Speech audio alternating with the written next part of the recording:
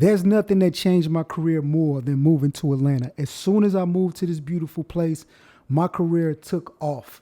But does Atlanta still have the advantages? Is it still worth moving to Atlanta for your music career, whether you're a producer, songwriter, artist, singer, rapper, whatever?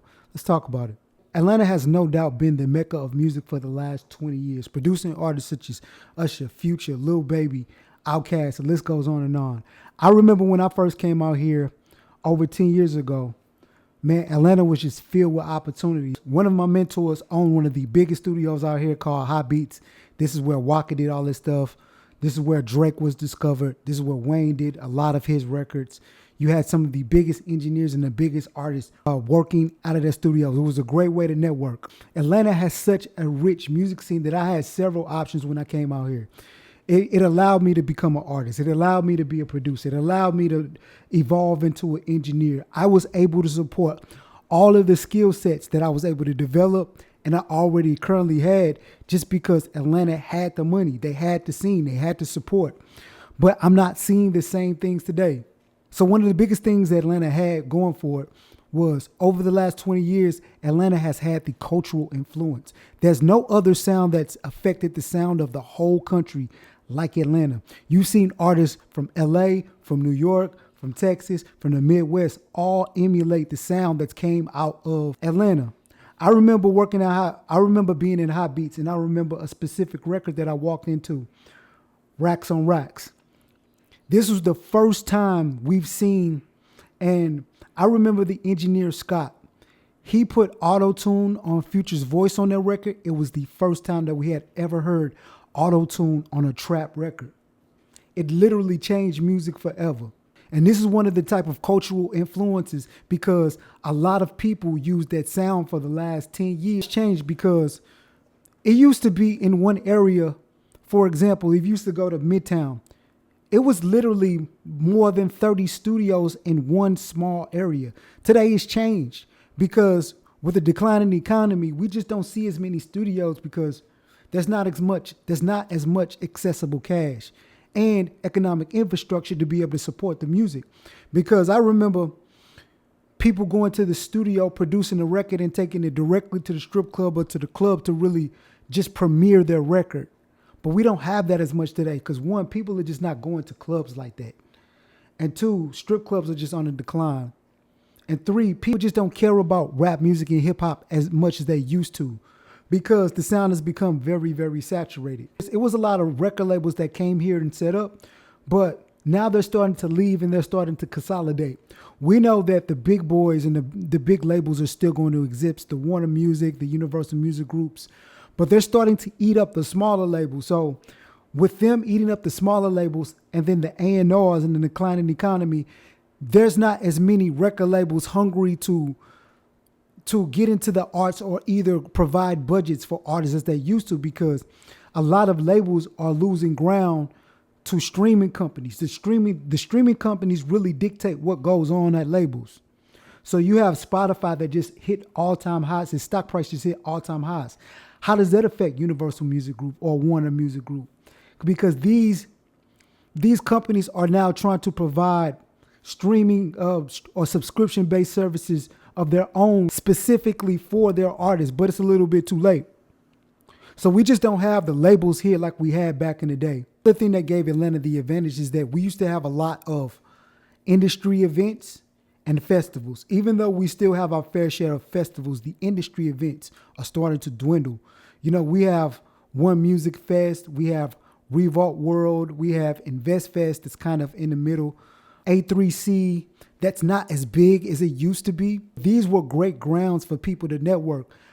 If you go to some of these conferences, it was amazing to see that a lot of people from around the world would just flock to these conferences, all just trying to get themselves an opportunity. But it's just rapidly changing. It's like, it's not the same. I'm intrigued to see what A3C is going to look like this year. I would be remiss if I didn't talk about the increased cost of living that Atlanta is now starting to experience. One of the things that made Atlanta such a hub for music is that it not only had the economy, but the cost of living was relatively low, especially in comparison to places like New York and LA. But it's starting to change because the affordability crisis, because people from New York and Florida and LA and California are now starting to flock to Atlanta because it's like a smaller major city in comparison to those places. And I've literally seen the housing price triple since I've been here. There's houses in my neighborhood that I remember 5 years ago that were like 67,000 were now $300,000, $400,000. This is the same houses. They haven't made any improvements to, but what they did make improvement to is that it's a lot of hedge fund money, a lot of private equity firm money coming in, a lot of pension plan money coming in. This money has developed a lot of the areas. We have stadiums, new stadiums here now. They've spent billions and billions of dollars in certain areas. Even if they don't improve a certain house or a certain neighborhood, the surrounding areas are vastly improving. So investment banking money is coming in and it's drastically changing Atlanta. And it's not as affordable as it used to be. And I would dare say it's not affordable at all for a lot of people who are coming from a lot of smaller markets. You used to be able to come from a place like a Kentucky or a Memphis or a Missouri or a Oklahoma or places like that, and it would still be on par from where you came from. But not so much now. You would have to move further to the outskirts to be able to find something really affordable. But with all of the traffic in Atlanta, I don't know if it's worth it, because if you live like further south in Atlanta, let's say you live in a place like McDonough or Stockbridge, it may take you an hour just to get inside. It may take you an hour just to get into the city. Another thing that I have to hit on is the death of AG, Alex Giddy. So he was one of the biggest club promoters here in Atlanta, and his brother got killed. Alex, AG Entertainment, was responsible for booking most of the major artists here in Atlanta. This is what literally got Atlanta's club scene popping, is that he was able to provide opportunities to these artists to be able to make unrealistic types of money. When his brother died, he was no longer interested in doing the club scene in Atlanta and started to do venues and booking shows. That destroyed Atlanta's economic club scene for artists. And it hasn't been the same since. And now Atlanta has really evolved on the bar, lounge, club scene into section clubs. So you would go into the club, and if you don't have a section, the club really doesn't have a stance to make money, because they make a lot of their money off alcohol, a small percentage off the alcohol. So it's more in their favor to sell sections, rather than just to provide a dance floor and just do drinks as one-offs. So Atlanta's really changed in their play. So that's one of the things that I really miss about, the older version of Atlanta, is just like having a dance floor, not being in sections, and people really having a good time. Now when you go into clubs, it's mainly sections, people on their phones, them not having a good time, but they just want to give themselves an excuse to get out of the house and put on some clothes.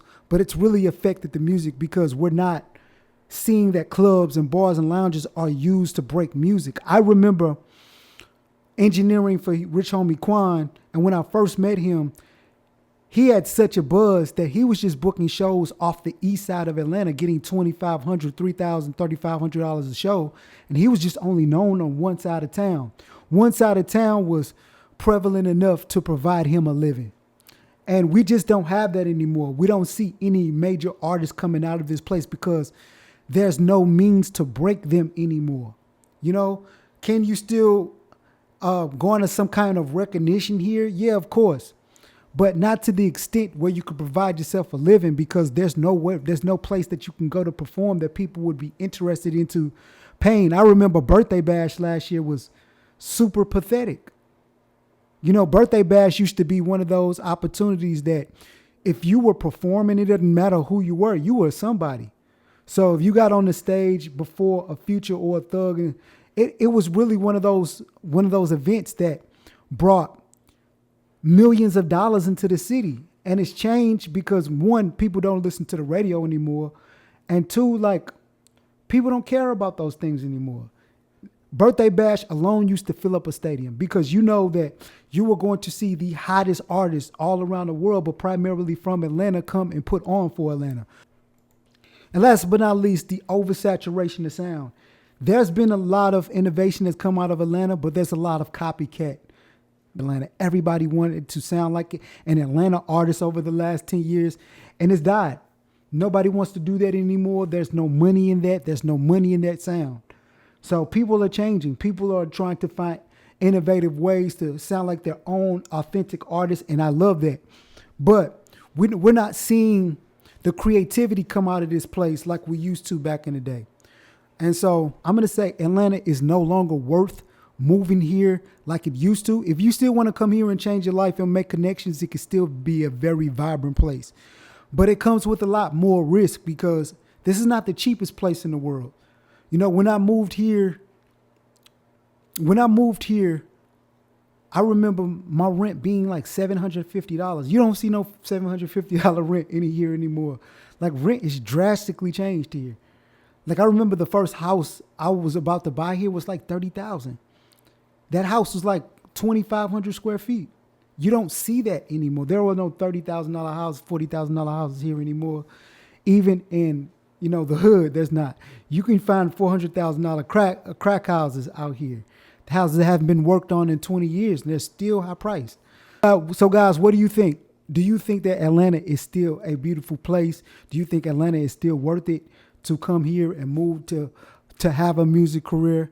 Let me know in the comments. It's your boy Fidel. Next time.